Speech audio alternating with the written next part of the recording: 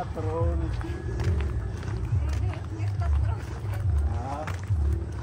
Kumusta kayo dito? Okay ganda, sir. Grabe, nagre-racing dyan. Oo, Ang kanina pa bibilis. ng umaga yan. Kanina pa yan? Aga pa. God bless you. Ang laki ng aming inaanak, oh. Oo. Kumusta, baby? Okay lang, kuno. Ilang buwan na ito, Ate Shirley? 10 months. Pero kapupugi. Oo. So, puhit amay, ano? Pugi-pugi. Kamukha ng tatay. Bukas daw yung binyag. Bukas na. Alas 4. Sino ang ano? Sino ang mga ninong? Kayo Ninang. lang. Ha? Kayo lang. Sino yung mga nilista mo? Lahat. Kalista lahat yun. Nilista Oh, ni Madam Tita Ruby. Olga. Paano ba yan, Madam Olga? Ang 5,000. Lahat yan nilista ni Tita Ruby. Ang 5,000 pay pa, ha? Pwede 5. Kahit wala. Apir mo Okay na. lang. Apir na lang, apir. Kahit wala kuno, okay lang. Mukhang hindi tayo nakapaghanda ah. O, ang daming palay kahit hindi Oo. Bigas lang. Mayroon. daming bigas pala. Pang ano na yung preparasyon, para bukas. At saka stock hanggang sa mga susunod na buwan. Buyag-buyag. Ilan lahat yung na-harvest nyo?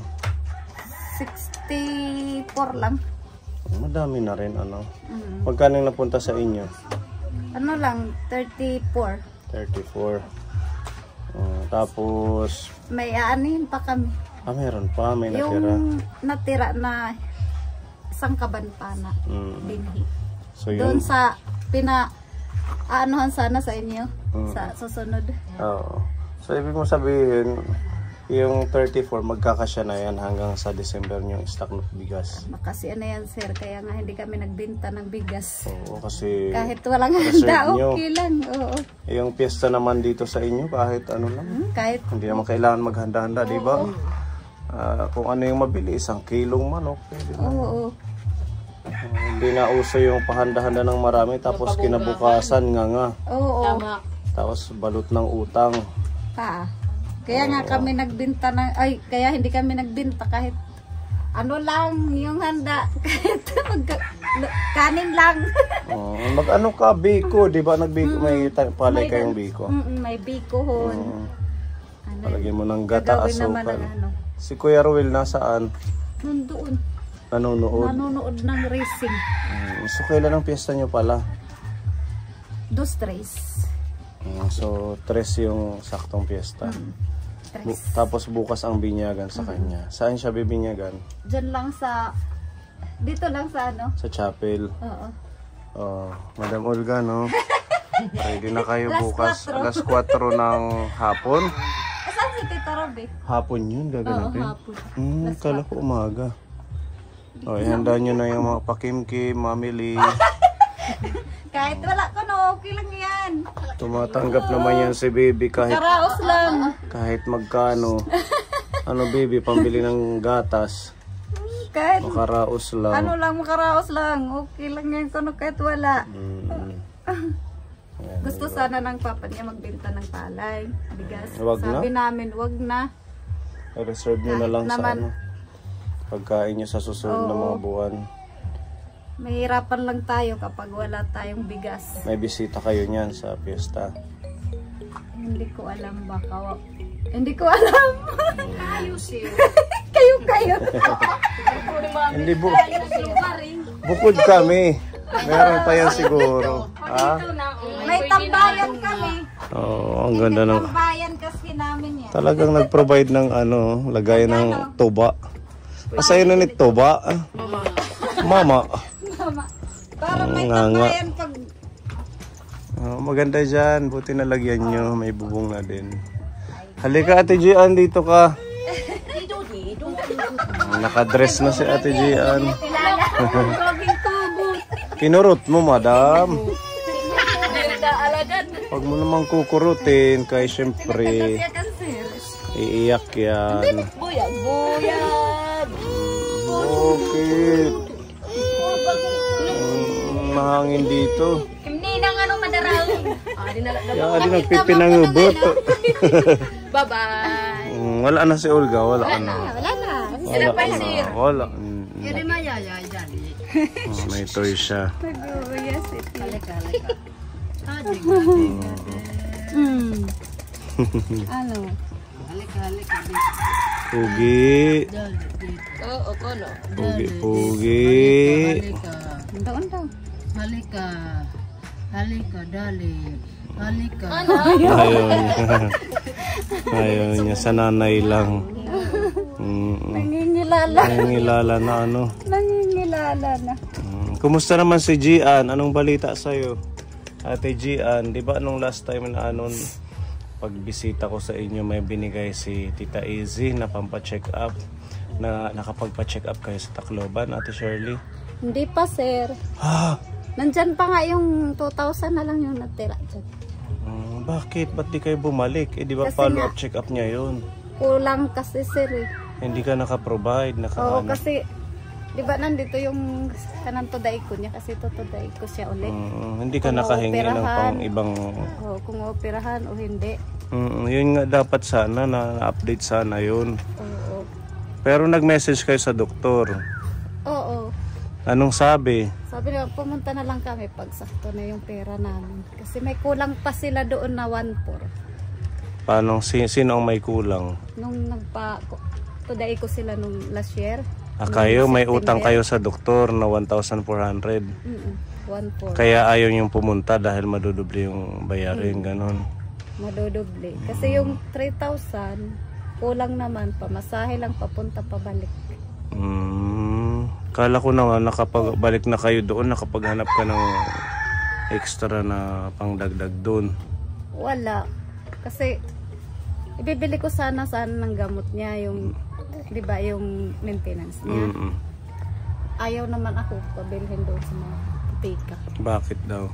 Kasi ano na daw, Expired. kailangan, panibago na Kailangan bagong resita. receipt. Ganun pala. So anong mangyayari niyan ngayon? Wala ka bang nararamdaman, Gian? Minsan pa sumasakit yung dibdib kasi. May gamot ka pa? Ubus na. Ano ba yung mga gamot niya yun? Sumapi na dito yung resita daw. Kailangan bago yung resita. Hindi yan pwedeng bibili ng dati pa din. Di ba cute? Iniwan ni nanay.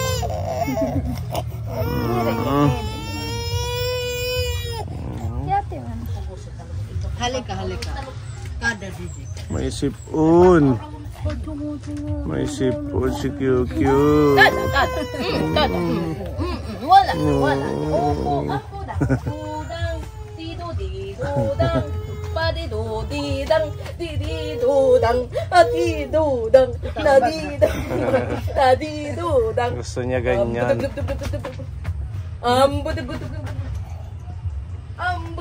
Yari. Play.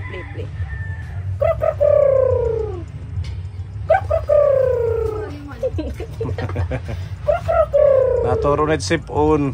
Tulo na yung sipon, punas. Di, isus. Punas, isus. Teka daw. Dumadami pag pinupunasan. Punas. Ganda itong tambayan nila, mamili. Kaya nakautang sila doon nung pagpunta nila, diba? 5 lang naman yung dala nila nung nakaraan, nung last year. Nung September 24. Dapat March 24 mabalik na. Suday ko na naman. Yan ang binabayaran doon. Lahat. Ito naman yung nagkabibili naman to. Ano na lang yan, Xerox. Nandyan. Hindi na yan pwede bilhin. Ubos na. Oo. Pero nakumpleto niya to, 380. Oh, lahat yan complete. Ang ano lang, hindi kayo natuloy dahil nga kulang kayo ng pangbili ng... Pero may pa yung bigay ni Medicine. Tita Isi. Mayroon pa dyan. 2,000 nandyan. Tinabi mo. Magkano ba lahat ang magagastos? Halimbawa man, kung papa-today ko kayo, kasama na yung pamasahe. Ito yung magagastos. Bale, magiging 9,000 mahigit. Ayan. So ito ulit yung gagawin to the eco with CFDS. Oo, kay lahat mang ginagawa yan sa kanya. 8.5. Tapos maliban lang yan, may 800 pa na bayad sa ano pag sa check-up. Wala pa dun yung gamot. Wala po. To the eco pa lang yun. Ang mahal pala naman, Madam Olga, ng to the eco. Today ko, mahal yan. Mahal yan. Ito yung ano nila yung payslip sa today ko. Yan. Yan po pala. 8,500. So, Mas mura nga yan dyan kay doktora. Kaysa doon kay sa kabila, 11,000 sa kabila. Size. sige, mag-ipon na lang muna. Wala Opo, rin naman sir. tayong pera na ganong kalaki para makapag Opo, to sir. the eco si Gian. Itabi mo lang yung dating pondo. Oo, mayroon pa naman nandito nga. Yung bigay ni Tita Isi, nandito pa. Pero nabawasan ko ng 1,000 nung nakaraan. Magkano ba yung 3,000? Oo, 3K yung binigay mo nung nakaraan. Tita Isi. Okay ka naman. Kahit walang medisina. Na-school ka pa. Opo, sir. Anong pakiramdam mo ngayon? Okay naman po, sir. Okay naman. Wala nang tinitik kahit ano, vitamins, wala na. Kailangan talaga matudi ko para maresitahan ka ulit ng bago. Ilang buwan nang walang medisina.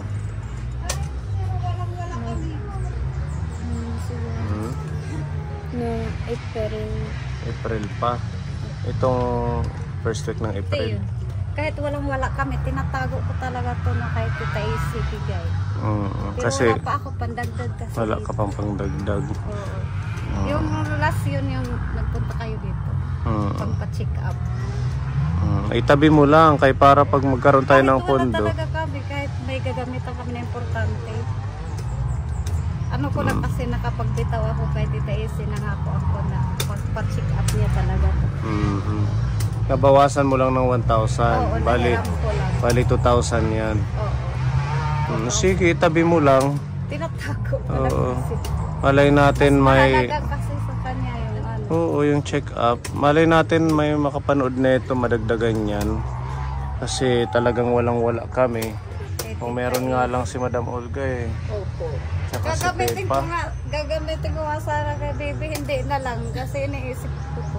Kasi nung isang gabi, pumunta siya sa kwarto namin, umiiyak.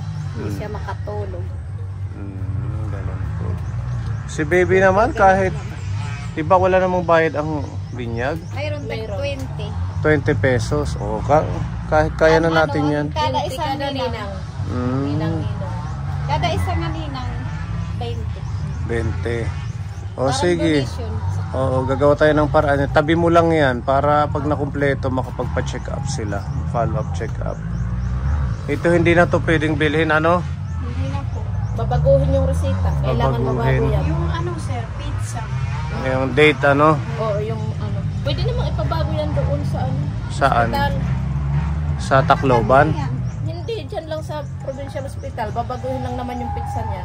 Pwede daw Ate Shirley, babaguhin daw dito sa Borongan. Hindi man daw pwede. Meron dito. Wala, nagpunta na ako kay nala doktora pati sa ayaw daw nila mangialam. Kasi bawal daw kasi sa heart. Sa heart daw niya. Specialista talaga sa kanya ano. Tapos ang naano ko lang nakahingi ako sa barangay sa City Hall mga gamot ng Medisina. Ayun, marami yan mga vitamins ni kasi Kasi libre yun eh. Oo. lahat yun. Sige lang Ate Gian ha. Tiis-tiis lang. Kabalik ka sa follow-up check up pag meron tayong pondo. Basta itabi mo lang yung pera, no? Opo, tinipigan ko yun kasi nangako ako kay Tita Isi na itatabi ko talaga yun kahit walang-wala kami, hindi ko ginagasto. Hindi ko po ginagasto yan. Kumusta ang pag-aaral mo? Okay naman ang mga grades?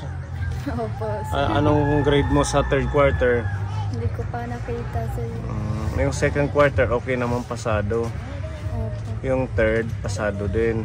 hindi ko pa nakita. Hindi mo pa alam. Opo. Si Tita Zel nagpapatanong sa akin. Sabi niya, tanungin ka daw kung anong mga kailangan mo sa pasukan. Anong grade mo na ngayong paparating na pasukan? 8 po, sir.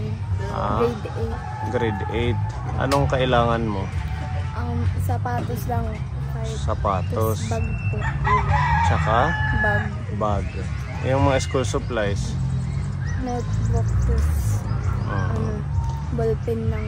Oo, ayan. Tita Zel, yun po yung kailangan ni Ate G ngayong pasukan. Plano kaya tang padalhan ni Tita Zel ng gamit sa pagpasok mo ngayong pasukan.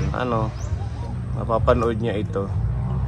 At meron siyang binigay dito na tulong para kay Ate Gian. Pang ano mo daw to? Pang, alika Ate Shirley. Pang gastos mo sa eskwelahan para makabili ka ng baon. Ayan, si Tita Zel nagbigay siya ng 1,500. Gamitin mo daw to sa mga kakailanganin sa school. Maraming salamat po, Tita Zel, sa binigay niyo po sa akin. Malaking tulong po para sa akin po, para sa pag-aaral. Thank you po. Welcome, malaking tulong yan. At saka ma-message na lang yan si Tita Zel kung ano man yung maibibigay niya sa iyo ngayong paparating ng pasukan. Basta tuloy lang sa pag-aaral. Opo, sir. Nagdadalaga na si Ate Gian. Mula nung tinulungan niyo kami. Maliit pa yan at saka butot balat. Oo, ngayon na. Ngayon, Baka may boyfriend ka na. Wala sa kanya. Wala. Pag may maintenance siya, malakas yan. Ate Shirley, bawal to mag-boyfriend, no? Bawal yan mag-umibig. Bawal magmahal daw. Ang sakit naman. Bawal umibig. Manhid ka na lang. Maging manhid ka na lang, sabi ni Pepa.